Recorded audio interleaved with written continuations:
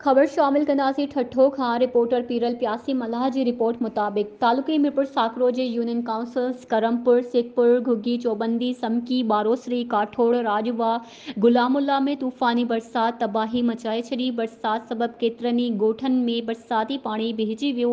ॿिए तरफ़ केतिरनि ई एकड़नि ते बीठल फसल पाणी हेठि अची वियो आहे, जॾहिं त केतिरा ई घर ॾही पट थी विया। माण्हू खुलियल आसमान हेठि बेयारो मददगार वेठल आहिनि, जॾहिं त हिन महल ताईं कंहिं बि सार न लधी। इंतज़ामिया तोड़े चूंडियल नुमाइंदा पिण ग़ाइब आहिनि।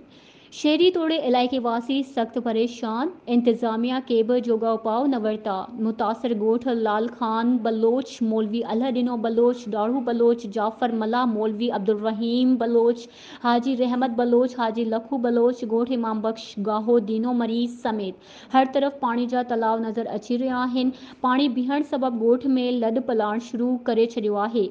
ज़िले इंतज़ामिया अघोर निंड सुतल। मुसलसल पवंदड़ बरसातुनि जे करे माण्हू जानवर बुखू काटे रहिया आहिनि। तालुके मीरपुर साकरो जा चूंडियल MPA, MNA तोड़े एडमिनिस्ट्रेटर, सेक्रेटरी गुम आहिनि। माण्हुनि जी का बि वाहड़ नाहे थी, जंहिं करे हू बेयारो मददगार वेठल आहिनि। जल्द संदन वाहड़ कई वञे, ॿी सूरत में सख़्त एहतजाज कयो वेंदो।